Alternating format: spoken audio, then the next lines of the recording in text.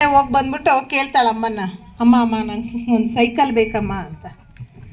ತಾಯಿಗೆ ಮಗಳು ಕಂಡ್ರೆ ತುಂಬ ಪ್ರೀತಿ. ಸರಿ ಮಗಳೇ ಕೊಡಿಸ್ತೀನಿ ಅಂತ ಅಮ್ಮ ಪ್ರೀತಿಯಿಂದ ಮಗಳಿಗೆ ಸೈಕಲ್ ತೆಕ್ಕೊಡ್ತಾಳೆ. ಸರಿ, ಮಗಳದು ಹೈಸ್ಕೂಲ್ ಮುಗೀತು, SLC. ಎಲ್ಲಿಗೆ ಹೋಗ್ತಾರೆ ನೆಕ್ಸ್ಟು? ವೆರಿ ಗುಡ್, ಕಾಲೇಜ್ಗೆ ಹೋಗ್ತಾಳೆ. ಸರಿ, ಕಾಲೇಜ್ಗೆ ಹೋಗಿ ಬಂದಾಗ ಫಸ್ಟ್ ಡೇ ಅಮ್ಮ ಎಲ್ಲ ಸ್ಕೂಟಿಲಿ ಬರ್ತಾರೆ ಕಾಲೇಜ್ಗೆ, ನಾನು ಮಾತ್ರ ಈ ಸೈಕಲಲ್ಲಿ ಹೋಗೋಕ್ಕಾಗಲ್ಲ, ನಂಗೆ ಸ್ಕೂಟಿ ಬೇಕಮ್ಮ ಅಂತ ಹೇಳ್ತಾಳೆ. ಸರಿ, ಅಮ್ಮಂಗೆ ಕಷ್ಟ ಆಗುತ್ತೆ, ಸ್ಕೂಟಿನ ಅಷ್ಟೊಂದು ದುಡ್ಡು ಎಲ್ಲಿದೆಯಪ್ಪ ನನ್ನ ಹತ್ರ? ಇಲ್ಲ ಅಮ್ಮ, ನಾನು ಹೋಗೋದೇ ಇಲ್ಲ, ನೀನು ಸ್ಕೂಟಿ ಕೊಡಿಸಿದ್ರಷ್ಟೇ ನಾನು ಕಾಲೇಜ್ಗೆ ಹೋಗೋದು ಅಂತ ಹಠ ಮಾಡ್ತಾಳೆ. ಸರಿ, ಅಮ್ಮಂಗೆ ಪ್ರೀತಿ ತುಂಬ ಮಗಳನ್ನ ಕಂಡ್ರೆ ಕಷ್ಟಪಟ್ಟು ಒಂದು ಸ್ಕೂಟಿನೂ ಕೊಡಿಸ್ತಾಳೆ.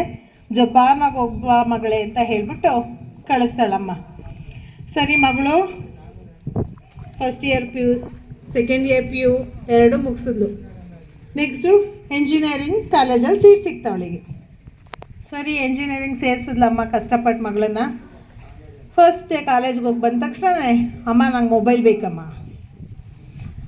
ಹಿಂದಿನ ವರ್ಷ ತಾನೇ ಸ್ಕೂಟಿ ಕೊಡಿಸಿದ್ದೀನಿ, ಈಗ ಮೊಬೈಲ್ ಬೇಕು ಅಂದರೆ ಇಲ್ಲಪ್ಪ ಇದೆ ಅಷ್ಟೊಂದು ದುಡ್ಡು ನನ್ನ ಹತ್ರ, ಬೇಕಾದ್ರೆ ನೀನೇ ಓದ್ಕೊಳ್ಳಮ್ಮ, ನನ್ನ ಫ್ರೆಂಡ್ಸ್ ಎಲ್ಲ ಮೊಬೈಲ್ ತರ್ತಾರೆ, ನಾನಂತೂ ಓದಲ್ಲ ನೀನು ಮೊಬೈಲ್ ಕೊಡಿಸ್ದೇ ಇದ್ರೆ ಅಂತ ಸಿಟ್ಟು ಮಾಡ್ಕೊಂಡು ಜೋರಾಗಿ ಬಾಗಿಲು ಹಾಕ್ಕೊಂಡು ಒಳಗಡೆ ಹೋಗಿ ಸೇರ್ಕೋತಾಳೆ. ಅಮ್ಮ ಎಷ್ಟು ಹೇಳಿದ್ರು ಮಗಳು ಬಾಗಿಲು ತೆಗಿಯೋದೇ ಇಲ್ಲ. ಅಮ್ಮಂಗೆ ತುಂಬ ಬೇಜಾರಾಗುತ್ತೆ. ಹೋಗಲಿ ಅಂತ ಯಾರ ಹತ್ರನೂ ಕೆಲಸ ಮಾಡ್ತಿರ್ತಾಳಲ್ಲ ಅಲ್ಲಿ ದುಡ್ಡು ಇಸ್ಕೊಂಬಂದ್ಬಿಟ್ಟು ಒಂದು ಮೊಬೈಲ್ ಕೊಡಿಸ್ತಾಳೆ. ಸರಿ, ಮೊಬೈಲ್ ಕೊಡಿಸಿದ್ದಾಯಿತು, ಖುಷಿಯಾಗಿ ಕಾಲೇಜ್ಗೆ ಹೋದ್ಲು ಮಗಳು. ಏಕೆ? ಮೊಬೈಲ್ ಸಿಕ್ಕಿದೆ. ಅಮ್ಮನ ಜೊತೆ ಮಾತಾಡೋದೇ ಕಡಿಮೆ ಮಾಡಿಬಿಟ್ಲು. ಯಾರ ಜೊತೆ ಮಾತಾಡ್ತಿದ್ಲು ಜಾಸ್ತಿ? ಮೊಬೈಲ್ ಜೊತೆ. ಯಾರ ಜೊತೆ? ಅಮ್ಮನ ಜೊತೆ ಮಾತಾಡೋದು ಕಡಿಮೆ ಆಗೋಯ್ತು. ಅಮ್ಮಂಗೆ ಬೇಜಾರಾಗೋಕ್ಕೆ ಸ್ಟಾರ್ಟ್ ಆಯಿತು. ಎಂಜಿನಿಯರಿಂಗ್ 1 ವರ್ಷ ಮುಗೀತು, 2ನೇ ವರ್ಷ ಎಂಜಿನಿಯರಿಂಗ್ ಓದ್ಲು. ಅಮ್ಮ ನಂಗೆ ಲ್ಯಾಪ್ಟಾಪ್ ಬೇಕಮ್ಮ. ಅಮ್ಮನ ಹತ್ರ ದುಡ್ಡಿತ್ತ ಕೊಡ್ಸೋದಕ್ಕೆ? ಇಲ್ಲ. ಜಗಳ ಆಯಿತು ಅಮ್ಮ ಮಗಳ ಮಧ್ಯೆ. ಇಲ್ಲಪ್ಪ, ಇಷ್ಟೊಂದು ಕೇಳಿದ್ರೆ ನನ್ನ ಹತ್ರ ಕೊಡ್ಸೋಕ್ಕಾಗಲ್ಲ, ದುಡ್ಡಿಲ್ಲ ಅಂತ. ಆದರೂ ಮಗಳು ಅಮ್ಮನ ಮಾತಾಡ್ಸೋದೇ ಬಿಟ್ಬಿಟ್ಲು ಕೋಪ ಮಾಡಿಕೊಂಡು. ಅಮ್ಮಂಗೆ ತುಂಬ ಬೇಜಾರಾಯಿತು. ಸರಿ, ಆ ಮಗಳು ರೂಮಲ್ಲಿ ಮೊಬೈಲ್ ಸಿಕ್ಕಿತ್ತು, ಮೊಬೈಲ್ ನೋಡ್ಕೊಳ್ಳೋಳು, ಕಾಲೇಜ್ಗೆ ಹೋಗೋಳು ಬರೋಳು. ಪಾಪ ಅಮ್ಮ ಒಂಟಿ ಆಗೋಕ್ಕೆ ಸ್ಟಾರ್ಟ್ ಆದಳು. ಸರಿ, ಎಷ್ಟು ಕರೆದ್ರೂ ಒಂದಿನ ಮಗಳು ಬಾಗಿಲು ಹಾಕ್ಕೊಂಡವಳು ಅಮ್ಮನ ಮಾತು ಕೇಳಿ ಬಾಗಿಲು ತೆಗೀಲೇ ಇಲ್ಲ. ಅವತ್ತು ಅವ್ರ ಅಮ್ಮಂಗೆ ತುಂಬ ಹುಷಾರಿಲ್ದಂಗೆ ಆಗಿತ್ತು.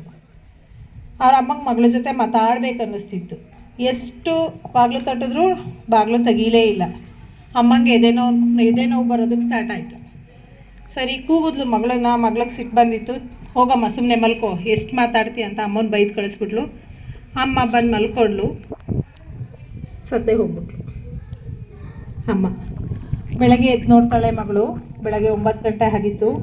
ಅವಳಿಗೆ ಮತ್ತೆ ಕೋಪ ಬಂತು ಅಮ್ಮನ ಮೇಲೆ. ಇಷ್ಟೊತ್ತಾದರೂ ನನ್ನಮ್ಮ ಎಬ್ಸಿಲ್ಲ, ತಿಂಡಿ ಮಾಡಿದಳೋ ಇಲ್ವೋ, ಕಾಲೇಜಿಗೆ ಲೇಟ್ ಆಯಿತು ಅಂತ ಕೋಪ ಮಾಡಿಕೊಂಡು ಬಂದ್ಲು ಆಚೆ. ಅಮ್ಮ ಇಷ್ಟೊತ್ತಾದರೂ ಎಬ್ಸಿಲ್ಲ ಅಂತ ಕಿರ್ಚಿದ್ಲು, ನೀನು ಎದ್ದಿಲ್ಲ ಅಂತ. ಅಮ್ಮ ಮಾತಾಡಲಿಲ್ಲ. ಹತ್ರ ಹೋಗಿ ನೋಡಿ ಮುಟ್ಟಿದ್ಲು. ಪಾಪ ಅಮ್ಮ ಎದ್ದೇಳಲಿಲ್ಲ. ಜೋರಾಗಿ ಕೂತ್ಕೊಂಡ್ಲು ಅಮ್ಮ ಅಮ್ಮ ಅಂತ, ಎದ್ದೇಳಲೇ ಇಲ್ಲ.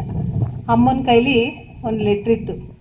ಆ ಲೆಟ್ರಲ್ಲಿ ಏನು ಬರೆದಿತ್ತಂದರೆ, ನನಗೆ ತುಂಬ ದಿನದಿಂದ ಹೃದಯದ ಕಾಯಿಲೆ ಇತ್ತು, ಅದ್ರ ಟ್ರೀಟ್ಮೆಂಟ್ ತೊಗೊಳೋದಕ್ಕೆ ಅಂದರೆ ಹಾಸ್ಪಿಟ್ಲಿಗೆ ತೋರಿಸ್ಕೊಳ್ಳೋದಕ್ಕೆ ತುಂಬ ದುಡ್ಡು ಖರ್ಚಾಗ್ತಿತ್ತು.